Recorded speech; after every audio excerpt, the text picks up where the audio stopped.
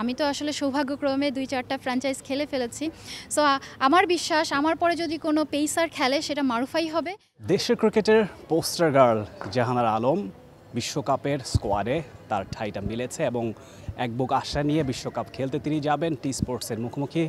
আমাদের সামনে এখন জাহানারা আলম। জাহানারা, বিশ্বকাপ খেলার এক্সপিরিয়েন্স আপনার আছে এবং আরেকটা বিশ্বকাপে আপনি জায়গা পেয়েছেন এবং মাঝখানে একটা লম্বা বিরতি হয়েছিল। এই যে কামব্যাকটা, আমরা জানি এর আগে মাহমুদুল্লাহ রিয়াদ আমাদের মেন স্ট্রিমের, তার কামব্যাকটা নিয়ে অনেক হাইলাইট করা হয়, অনেক স্টোরি আমরা করেছি। আপনার কামব্যাকটা তো কোনো অংশে কম না। কতটুকু আসলে আপনি কনফিডেন্ট এই যে কামব্যাকটা, এটা মাঠের খেলাতেও তার রিফ্লেকশনটা দেখা যাবে সেই ব্যাপারে? ওয়েল, একটা বিশ্বাস ছিল যে আমি পারবো এবং একটু সময় লেগেছে, ১ বছর লেগেছে। আর ঘরোয়া টুর্নামেন্টের মাধ্যমে টপ পারফরমেন্স করে যখন কামব্যাক করতে পেরেছি, সো এখানেও আমার বিশ্বাস আছে যে ইনশাআল্লাহ ইন্টারন্যাশনালিও এর রিফ্লেক্ট আমি করতে পারবো ইনশাআল্লাহ।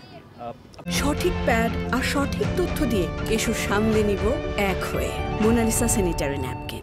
ঘরোয়া ক্রিকেটের কথা বলছিলেন, আবাহনীর হয়ে 9টা ম্যাচে 25টা উইকেট সম্ভবত আপনি পেয়েছেন। এই যে প্রসেসটা ফিরে আসার, এটা নিশ্চয়ই এত ইজি ছিল না যতটা মনে হচ্ছে, নিশ্চয়ই এত স্মুথ ছিল না। এই সময়টায় কোন ফ্যাক্টরটা আপনাকে মোটিভেট করেছে দলে ফেরার ব্যাপারে? ওয়েল, ডেফিনেটলি এটা একটা টাফ টাইম ছিল, অনেক বেশি টাফ টাইম ছিল। প্রত্যেকটা সেকেন্ড কাইন্ড অফ নাইটমেয়ার ছিল। তারপরে আমি ভেঙে পড়িনি, আমি স্ট্রং মাইন্ডেড ছিলাম এবং আমার মনে বিশ্বাস ছিল যে আমাকে করতেই হবে, আমি পারবো। সো এই যে মোটিভেশন, সেলফ কাউন্সিলিং, এটা আসলে আমার একটু বেশি পরিমাণে। সো এটা আমাকে হেল্প করেছে। তার সঙ্গে গুড কোয়ালিটি ট্রেনিং, যেটা আমি মাস্কোতে করেছি সালাউদ্দিন স্যারের আন্ডারে। সালাউদ্দিন স্যার নিজের হাতে আমাকে ট্রাই করেছেন যে আমাকে প্রত্যেকটা জায়গায় যেন ইমপ্রুভ করতে পারি, প্রত্যেকটা সেক্টরে বোলিংয়ের। সো প্রিমিয়ার লিগে ভালো পারফরমেন্স হলো এবং তার পাশাপাশি আমি অবশ্যই আমার ফ্যান্স এবং ফলোয়ার্সদেরকে আমি অনেক বড় ধন্যবাদ দিব যে তারা যখনই আমাকে, অবশ্যই এটা মিডিয়ার কল্যাণে হোক, উপর আল্লাহর রহমতের কারণে হোক, 2-4 জন আমাকে এখন চিনে। তো তারা সব সময় ওই বিগত 1 বছরে তারা সব সময় যেখানে দেখেছে তাদের একটাই কথা ছিল, আপু আমি আপনার অনেক বড় ফ্যান এবং আমার বিশ্বাস আপনি আবার খুব শীঘ্রই কামব্যাক করবেন। সো এই যে একটা মোটিভেশন, সো এটা আমাকে আসলে অনেক অনুপ্রাণিত করে এবং আমার বিশ্বাস যে যারা আমার মতো ওই রকম সিচুয়েশনে পড়েছে বা পড়ছে বা ফিউচারে যদি পড়ে কখনো, সো এটা জাস্ট সিম্পল একটা ব্যাপার। যদি আপনি নিজে স্ট্রং থাকেন এবং হার্ডওয়ার্ক চালিয়ে যান এবং বিশ্বাস রাখেন যে আপনি পারবেন, তবে সম্ভব। দীর্ঘ 13 বছর ধরে আপনি বাংলাদেশকে সার্ভিস দিয়ে আসছেন। 15 বছর, 13 বছর যদি ইন্টারন্যাশনাল ক্রিকেট কাউন্ট করি, এক্সপিরিয়েন্সের তো কোনো অভাব আপনার নেই, অনেক অভিজ্ঞতা আছে। আপনার সাথে যারা ইয়াং প্লেয়াররা খেলবেন এই টিমে, মারুফার কথা যদি বলি, as a pacer she is evolving, অনেকখানি তিনি এগিয়েছেন। তার সাথে আপনার কেমিস্ট্রিটা কেমন, কতটুকু এনজয় করেন মাঠের খেলায়? ওয়েল, আসলে ক্রিকেট মানেই আমি এনজয় করি। বা আমি যখন ক্রিকেট খেলা স্টার্ট করেছি তখন তো আসলে ক্রিকেট খুব একটা বুঝতাম না, তো টাফ ছিল রুলসগুলি আমার জন্য। যখন বোঝা শুরু করলাম, 1 থেকে 2 বছর লেগেছে আমাকে আসলে ক্রিকেটের প্রতি ভালোবাসা জন্মাতে এবং ক্রিকেটকে প্রফেশন হিসেবে নিতে। 2010 থেকে আমি আসলে শুরু করি, 2008-এ ন্যাশনাল টিমে ইন করি, 2 বছর লাগে এবং 10 থেকে আসলে আমি অন্যান্য ইভেন্টগুলি অ্যাভয়েড করি, like handball, volleyball, football, kabaddi, ছোট করে খেলতাম ডিস্ট্রিক্ট ডিভিশনের জন্য। সো আমি ওগুলি অ্যাভয়েড করে টোটালি প্রফেশন হিসেবে এটাকে নেই।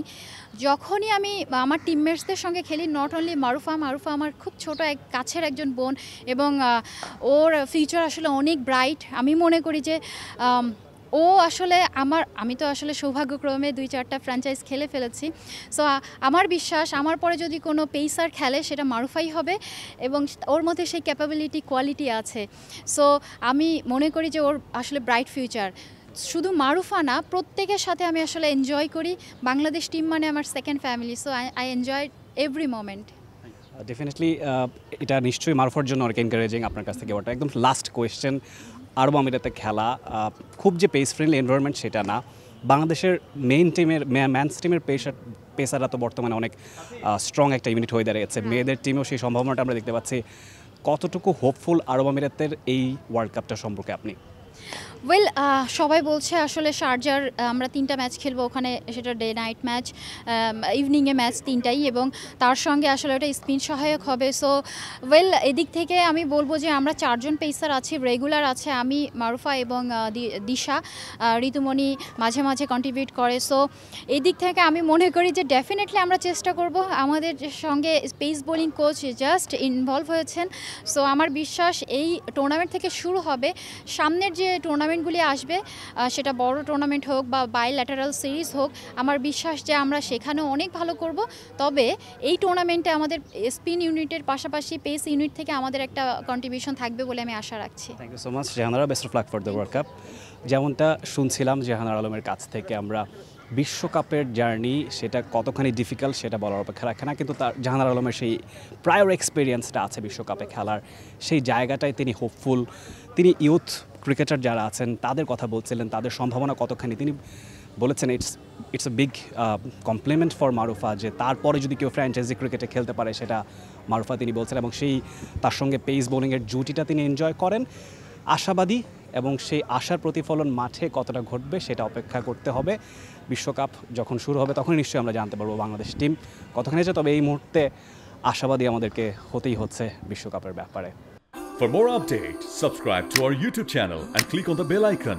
Follow us on Facebook and Instagram. Download T-Sports app to enjoy exciting games and highlights. Visit tsports.com.